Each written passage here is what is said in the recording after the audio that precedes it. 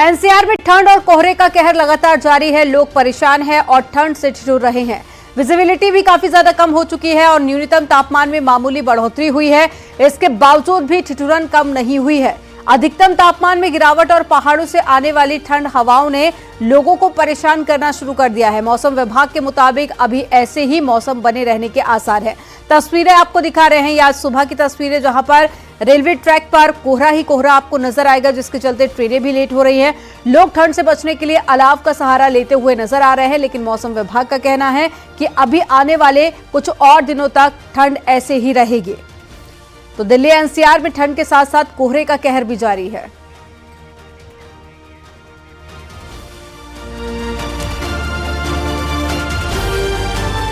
और दिल्ली से हमारे साथ में फराह खान जुड़ गए हैं, साथ ही नोएडा से हिमांशु शुक्ला जुड़ गए हैं और आगरा से शिव कुमार हमारे साथ में जुड़ गए हैं। सबसे पहले दिल्ली का रुख कर लेते हैं। फराह, तस्वीरें आप दिखाइए। देश की राजधानी और देश का दिल कहे जाने वाली दिल्ली में मौसम का क्या मिजाज है? बिल्कुल अमनदीप, अगर हम दिल्ली की बात करें तो दिल्ली में ठंड, कोहरे और प्रदूषण का जो डेडली कॉकटेल है उसका सितम जारी है। एक बार मैं आपको दिखाना चाहूंगी। इस वक्त मैं अक्षरधाम में मौजूद हूँ और यहाँ आप देख सकती हैं कि आपको दूर तक जो है वो घने कोहरे की चादर देखने को मिलेगी और ये जो सितम है ये लगातार ऐसे ही जारी रहेगा, क्योंकि मौसम विभाग का कहना है कि अभी 1-2 दिन जो है वो विजिबिलिटी इसी तरीके से होगी। घना जो कोहरा है वो छाया रहेगा। और अभी अगर हम तापमान की बात करें तो आज ये माना जा रहा है कि दिल्ली को कोल्ड डे जो है वो वाली स्थिति बनी रहेगी, क्योंकि अभी अगर हम तापमान की बात करें तो 11 डिग्री सेल्सियस है, लेकिन ये माना जा रहा है कि ये 9 तक पहुंचेगा और अगर कोई भी टेम्परेचर 10 से नीचे जाता है तो उसको कोल्ड डे जो है वो घोषित कर दिया जाता है। और अभी ये भी माना जा रहा है कि ठंड और बढ़ेगी, क्योंकि हल्की बूंदाबांदी की संभावना है। तो कल या परसों हल्की बूंदाबांदी हो सकती है और 10 तारीख को जो है वो बारिश होगी, तो जिससे जो तापमान है उसमें और गिरावट आएगी और जो है वो ठंड बढ़ेगी। लोगों को काफी ज्यादा दिक्कतें हो रही हैं, क्योंकि एक तरफ हम कोहरे की बात कर रहे हैं, दूसरी तरफ हम ठंड की बात कर रहे हैं और तीसरी तरफ अगर हम बात करें तो प्रदूषण, क्योंकि हवा भी खराब श्रेणी में चल रही है। तो तीनों का जो डेडली कॉम्बिनेशन है इससे लोगों को बहुत ज्यादा तकलीफें हो रही हैं। और अभी ये देखने को मिल रहा है कि आज सुबह ही ये देखा गया है कि ब्रेन स्ट्रोक का जो मामला है वो लगातार बढ़ते जा रहे हैं। एक पेशेंट को बहुत ज्यादा दिक्कत हुई, वो मॉर्निंग वॉक के लिए निकले थे और वो गिर गए। तो लगातार लोगों को दिक्कत हो रही है और लोगों से ये भी कहा जा रहा है कि सुबह सुबह मॉर्निंग वॉक के लिए ना निकले। अगर हम विजिबिलिटी की बात करें तो उससे जो है वो रेलवे की अगर हम बात करें, ट्रेन बहुत ज्यादा लेट हो रही है, विजिबिलिटी कम है, तो रोड्स पे भी जो है वो कार बहुत ज्यादा कम दिख रही, तो लोगों को बहुत ज्यादा दिक्कतें हो रही हैं और ये दिक्कतें अभी थमने वाली नहीं है। ऐसे ही 2-3 दिन तक जो है वो सितम जारी रहेगा। आने वाले 2-3 दिन और ऐसे ही हालात कुछ नजर आएंगे, कोहरा और साथ ही बढ़ती ठंड। अब नोएडा का रुख कर लेते हैं। हिमांशु, नोएडा की बात करें तो सुबह 8 डिग्री सेल्सियस तापमान रहा, ठंड बहुत ज्यादा थी। अभी क्या तस्वीर है? देखिए अमनदीप, आपको बता दें कि तापमान जो है वो लगातार 5, 6, 7, 8 डिग्री तक बना हुआ है। न्यूनतम तापमान अभी 6 तक गया हुआ है। फिलहाल 8 डिग्री तापमान दर्ज किया गया और जो अधिकतम तापमान है वो भी 16 डिग्री दर्ज किया गया है। लिहाजा स्थिति जो है वैसी है। ठंड जाहिर तौर पे लगातार ठंड बढ़ रही है और ऐसा माना जा रहा है, जो मौसम विशेषज्ञ हैं उन्होंने जानकारी देते हुए बताया है कि आने वाले 9 जनवरी को बूंदाबांदी के भी आसार है और इसके अलावा जो तापमान है उसमें गिरावट भी दर्ज की जाएगी। यानी साफ तौर पे संकेत है कि ठंड कम नहीं होगी, ठंड आने वाले दिनों में बढ़ेगी, न्यूनतम और अधिकतम तापमान गिरेगा। इसके अलावा आपको बता दें कि गौतम बुद्ध नगर जिले में इस समय सबसे ज्यादा जो मरीज और पेशेंट आ रहे हैं ओपीडी में वो हार्ट अटैक और फालिस के आ रहे हैं। यानी फालिस से समझा जाए तो जो अंग खराब कर देता है वो बीमारी। लिहाजा लगातार उन मरीजों की भी संख्या बढ़ रही है और ओपीडी में उन मरीजों की संख्या भी बढ़ रही है। लिहाजा ऐसे में उनको दिल्ली रेफर किया जा रहा है। साथ ही आपको तस्वीरें भी आज सुबह की दिखाना चाहेंगे। आप तस्वीरें देखेंगी कि स्थिति कमोवेश वैसी ही है। स्मॉग भी देखने को मिल रहा है, फॉग भी देखने को मिल रहा है और सुबह जो लोग घरों से दफ्तर की ओर जा रहे हैं, अपने काम की ओर जा रहे हैं, वो हेडलैम्प और लाइट जलाकर कार चलाने को मजबूर है। इसके अलावा आप तस्वीरें देखेंगे कि सामने बिल्डिंग है मेरे, वो बिल्डिंग पूरी तरीके से धुंधली है या यूं कहें सफेद चादर से ढकी है। लिहाजा विजिबिलिटी के लिहाज से भी बात करें तो विजिबिलिटी पहले से तो बेहतर है, लेकिन अच्छी नहीं कही जा सकती है, क्योंकि स्थिति स्थिति अभी भी वैसी है। दिल्ली का बात करें AQI तो 313 दर्ज किया गया है। नोएडा का AQI बताएं तो 285 के आसपास दर्ज किया गया और ग्रेटर नोएडा का AQI 288 दर्ज किया गया है। लिहाजा 300 के आसपास AQI बना है, जो खराब श्रेणी यानी रेड जोन में आता है। और इसी के चलते फॉग, स्मॉग, ठंड और शीतलहर, चारों का जो अटैक है वो एक आम आदमी को बिल्कुल हिमांशु से ट्रिपल अटैक कह सकते हैं। एक तो लगातार ठंड बढ़ती जा रही है, उसके बाद में कोहरे का आलम क्या है वो भी तस्वीरें हमने आपको दिखाई, और साथ ही AQI भी 300 के आसपास बना हुआ है नोएडा, ग्रेटर नोएडा और साथ ही दिल्ली का। अब आगरा का रुख कर लेते हैं। शिव कुमार, तस्वीरें आप दिखाइए और बताइए कि आगरा में मौसम के क्या मिजाज हैं। बिल्कुल अमनदीप, मैं आपको बता दूं कि जिस तरीके से ताजनगरी आगरा में हाड़ कपा देने और ठुठरन वाली सर्दी से लोग परेशान हैं, अभी गलन वाली सर्दी लोगों को बेहद परेशान कर रही है। आप देख सकते हैं मेरे पीछे कि कोहरे की मोटी चादर ने पूरी ताजनगरी को अपनी आगोश में ले लिया है। जिस तरीके से गलन है और हवा चल रही थी, उसकी वजह से जो कोहरा हुआ है उससे कहीं ना कहीं लोगों को परेशानी तो हुई है। वहीं अगर विजिबिलिटी की बात की जाए तो विजिबिलिटी भी बहुत कम है और तापमान 7 पहुंच चुका है। तापमान जो है 7 डिग्री दर्ज किया गया है। वहीं आपको बता दें कि विशेषज्ञों की जिस तरीके से बात की जाए तो उनका कहना है कि अभी और 2 से 4 दिन यहाँ सर्दी रह सकती है। और वहीं आगरा जिला अस्पताल की बात की जाए तो जिला अस्पताल में भी जो मरीज आ रहे हैं वो सबसे ज्यादा ब्रेन हेमरेज के आ रहे हैं, क्योंकि जो सर्दी है, सर्दी से लोगों को ब्रेन हेमरेज की शिकायत और अटैक हो सकता है, ये सबसे बड़ी बात है। और वहीं अगर सर्दी और विजिबिलिटी की बात की जाए तो विजिबिलिटी डाउन होने की वजह से जो रेल है वो भी यातायात प्रभावित हो चुका है। और जिस तरीके से जो गाड़ियां गुजर रही हैं सड़क पर से, वो गाड़ियां भी हेडलाइट जलाकर निकल रही हैं, क्योंकि जिस तरीके से मोटा कोहरा है, आपको दिखाएंगे जो मोटे कोहरे की चादर ने पूरे शहर को अपनी आगोश में ले लिया है। अभी दूर दूर तक आप देख सकते हैं सिर्फ कोहरा कोहरा और सिर्फ कोहरा ही नजर आ रहा है। और जिस तरीके से ताजनगरी आगरा में गलन वाली सर्दी हो रही है, उससे लोग काफी परेशान हैं। जो लोग मॉर्निंग वॉक को निकलते हैं वो गर्म कपड़े और अलाव का सहारा लेते हैं। जिन लोगों को ज्यादा जरूरी कार्य होता है वही लोग घर से बाहर निकलते हैं। तो कह सकते हैं कि मौसम की मार लोगों को परेशान कर रही है। जिस तरीके से गलन, ठुठरन और तेज हवाएं और वहीं कोहरे मोटे की चादर लोगों को बेहद परेशान कर रही है। जिस तरीके से लगातार सर्दी बढ़ती जा रही है और सड़कों पर अगर नजर डाले तो इक्का दुक्का लोग ही नजर आ रहे हैं, क्योंकि सिर्फ काम पड़ने पर ही लोग अपने घरों से बाहर निकल रहे हैं। मेरठ से निखिल अग्रवाल जुड़ गए हैं। निखिल, बताइए कि मेरठ की क्या हालात है और ठंड का सितम कितना वहां पर है, पहले के मुकाबले क्या कुछ राहत देखी जा रही है?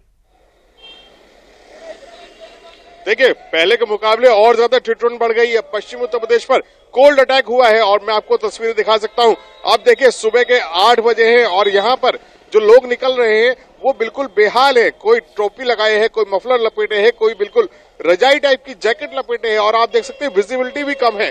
यहाँ पर आप देख सकते हैं कुछ महिलाएं हैं और यहाँ पर सुबह सुबह जिन लोगों को निकलना है उनके लिए बड़ी आफत है, क्योंकि सर्दी आफत वाली सर्दी है और ठिठुरन बढ़ती ही जा रही है। पारा रात का करीब 5 डिग्री के आसपास पहुंच गया है और दिन में भी सूर्य निकलते हैं तो निकलते देर दोपहर बाद निकलते हैं, यानी धूप के दर्शन कम हो पा रहे हैं और ठिठुरन बढ़ती ही जा रही है। वहीं कोहरे का अटैक और भी ज्यादा है। हाईवे पर चलने वाले लोग बिल्कुल परेशान हो चुके हैं, क्योंकि विजिबिलिटी कभी कभी बिल्कुल 0 हो जाती है और ऐसे में एक्सीडेंट्स होने का खतरा बढ़ जाता है। मैं आपको बता दूं कि इस समय बीमार पड़ने वालों की भी संख्या बहुत ज्यादा है, क्योंकि सर्दी, जुकाम, बुखार और ठंड से पीड़ित लोगों की जो लाइनें हैं वो डॉक्टरों के क्लिनिक पर लगी हुई है। जिला अस्पताल का भी बुरा हाल है। लेकिन जो एक दूसरी तस्वीर है, जो लोग बता रहे हैं कि मकर संक्रांति के आसपास ये ठंड कम हो जाएगी, उसको लेकर भी लोग आशान्वित है, क्योंकि अब केवल 10 दिन बचे हैं मकर संक्रांति को लेकर। और ऐसे में अगर ठंड कम होती है तो लोगों के लिए एक बड़ी राहत की बात होगी। तो बिल्कुल देखिए, 10 दिनों से भी कम का वक्त, आज 6 जनवरी, और ऐसे में माना जा रहा है कि मकर संक्रांति के बाद ही ठंड से थोड़ी राहत मिलेगी। लेकिन अभी जो तस्वीरें सामने आई है, कई इलाकों में ट्रिपल अटैक भी देखा जा रहा है ठंड का। जानकारी साझा करने के लिए आप चारों का बहुत शुक्रिया। और सोनभद्र में कड़ाके की ठंड और बारिश के चलते लोग अपने अपने घरों में कैद रहने को मजबूर हो गए हैं। लगातार हो रही बारिश के चलते तापमान काफी ज्यादा नीचे गिर गया है। बारिश से रोजमर्रा के कामकाज पर भी ब्रेक लगा है और बारिश से खलिहान में रखा धान की जो फसल है उसको भी भारी नुकसान पहुंचा है। तस्वीरें आपको दिखा रहे हैं सोनभद्र की, जहां पर बारिश के साथ साथ बढ़ती ठंड ने लोगों की मुसीबत को और ज्यादा बढ़ा दिया है।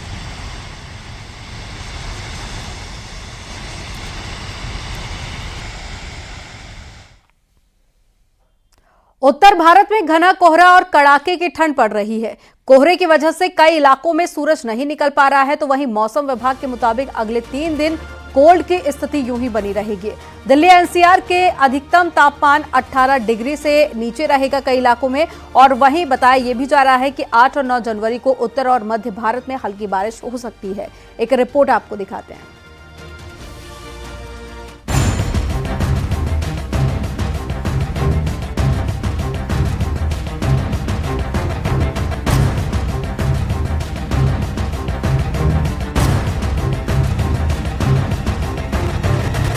पूरे उत्तर भारत में जबरदस्त शीतलहर चल रहा है। नोएडा में प्रदूषण और कोहरे के डबल अटैक ने कोहराम मचा रखा है। न्यूनतम तापमान 6 से 7 डिग्री और अधिकतम तापमान 16 डिग्री दर्ज किया गया है। विजिबिलिटी 200 मीटर से कम है। नोएडा और ग्रेटर नोएडा का AQI 350 के करीब दर्ज किया गया है। मौसम विशेषज्ञों के मुताबिक आने वाले दिनों में तापमान और गिरेगा।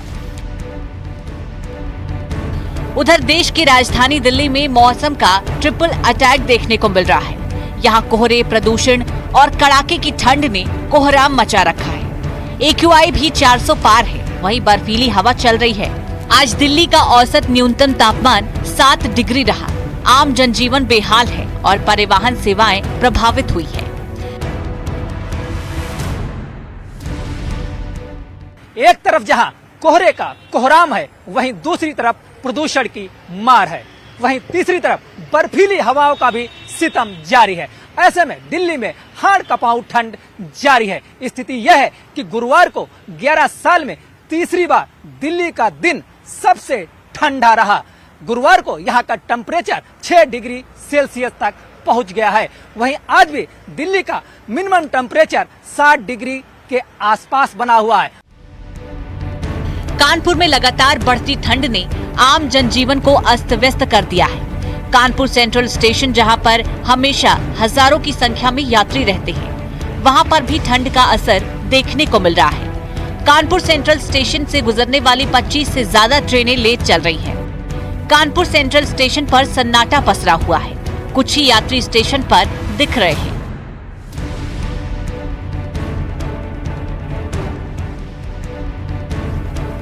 इसी बीच मौसम विभाग ने दिल्ली में बारिश होने की संभावना जताई है, जिससे राजधानी का पारा और गिरेगा। ठंड के चलते लोगों की परेशानियां बढ़ गई है। कई शहरों में तो घने कोहरे छाए हैं, जिससे विजिबिलिटी भी काफी कम हो गई है। पूरा उत्तर भारत जबरदस्त ठंड और घने कोहरे की चपेट में है। कई शहरों में विजिबिलिटी लगभग 0 हो चुकी है। उत्तर भारत के अलावा पश्चिमी क्षेत्र यानी कि पंजाब, राजस्थान में भी आज सुबह घना कोहरा छाया रहा। मौसम विभाग ने कई राज्यों में बारिश की आशंका भी जताई है, जिससे ठंड और बढ़ सकती है। घने कोहरे की वजह से कई ट्रेनें देरी से चल रही हैं, जिसके चलते यात्रियों को भारी परेशानी का सामना करना पड़ रहा है। Bureau report, news 18।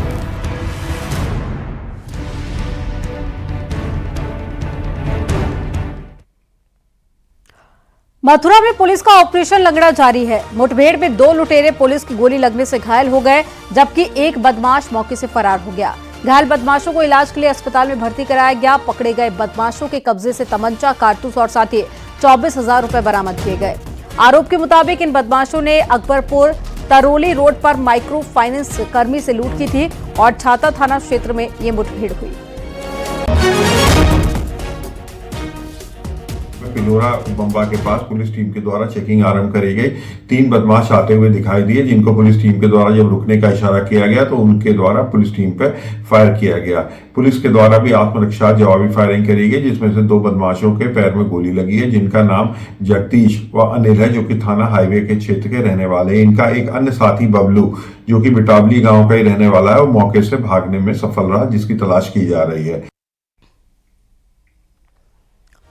और चलिए रुक करेंगे एक बड़ी खबर का, जो लखीमपुर खीरी से मिल रही है। सेठ घाट रोड पर हरियाणा के मजदूर की हत्या का मामला सामने आया है। 25,000 के इनामी बदमाशों की गिरफ्तारी की गई। कुलदीप वाजपेयी और विवेक दीक्षित गिरफ्तार कर लिए गए हैं। सदर कोतवाली के लालपुर बैरियर के पास की ये घटना जहां से गिरफ्तारी की गई। तो एक बड़ी खबर आपको बता रहे हैं लखीमपुर खीरी से, जहां पर सेठ घाट रोड पर हरियाणा के एक मजदूर की हत्या का मामला है ये पूरा, जिसमें 25-25 हजार के नामी बदमाशों को गिरफ्तार किया गया। एक का नाम कुलदीप वाजपेयी है तो वहीं दूसरा विवेक दीक्षित, जिसे गिरफ्तार कर लिया गया है। सदर कोतवाली के लालपुर बैरियर के पास में गिरफ्तारी हुई।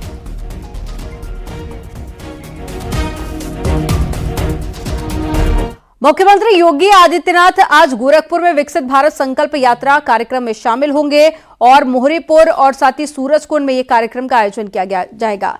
मुख्यमंत्री दोनों जगह पर इन कार्यक्रमों में शामिल होंगे। इसके साथ ही सीएम योगी गोरखपुर में विकास कार्यों का स्थलीय निरीक्षण भी कर सकते हैं।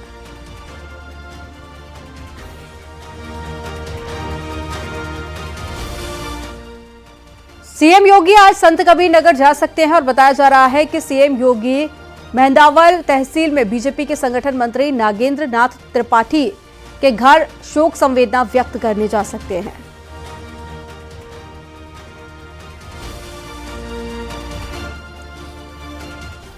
मैनपुरी में करगिल शहीद ओमपाल सिंह की मूर्ति अनावरण करने पहुंची सांसद डिंपल यादव ने प्राण प्रतिष्ठा में जाने को लेकर बड़ा बयान दिया। उन्होंने कहा कि जब भगवान बुलाते हैं तभी मंदिर में जाया जाता है। हमारे हिंदू धर्म में ये बड़ी बात कही गई है, भगवान जब बुलाएंगे जरूर जाएंगे। साथ ही उन्होंने कहा कि हम मन से भगवान राम के साथ में हैं और जो राम राम कर रहे हैं उन्हें अपने आप से पूछना चाहिए कि क्या वो राम के आदर्श संस्कारों को अपने जीवन में उतार पाए हैं।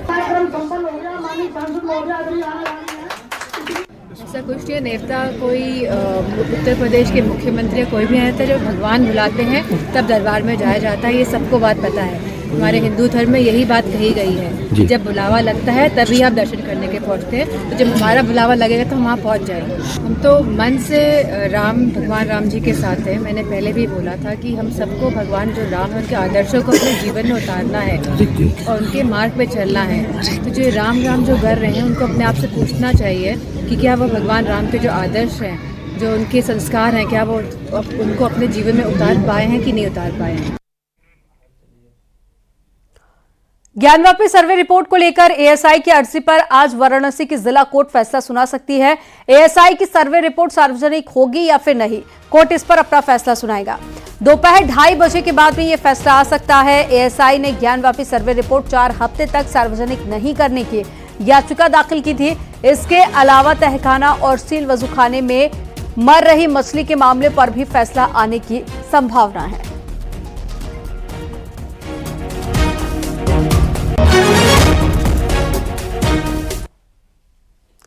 खबर कानपुर देहात से है, जहां पर पुलिस ने फर्जी नायब तहसीलदार को गिरफ्तार कर लिया। पुलिस सूत्रों की माने तो पूछताछ में युवक ने बताया कि उसकी शादी अच्छे परिवार में हो जाए, इसके लिए वो नायब तहसीलदार की नौकरी होने की बात बताता था।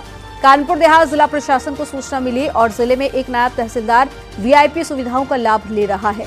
वो पिछले 8 दिनों से कानपुर देहात में नायब तहसीलदार बनकर घूमता रहा है और युवक सर्किट हाउस में भी रुका और सरकारी व्यवस्थाओं का लाभ उठाया। इसके बाद में अफसरों को शक होने पर उससे पूछताछ की गई और इसके बाद में गिरफ्तारी हुई। आरोपी युवक फतेहपुर का रहने वाला है। अपने को वर्ष 2022 नायब तहसीलदार परीक्षा का उत्तीर्ण व्यक्ति बताया गया। तत्पश्चात जब उससे वहां पर लोगों ने गहन पूछताछ की तो वह व्यक्ति इस पद पर चयनित नहीं पाया गया। उसने ऐसा अनुचित लाभ अपने को पहुंचाने के लिए इस पद पे चयनित बताया।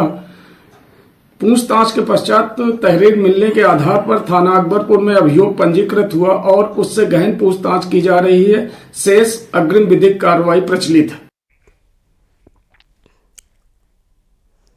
कौशाम्बी में जिला पंचायत की जमीन पर हुए अवैध अतिक्रमण पर तहसील प्रशासन का बुलडोजर चला है।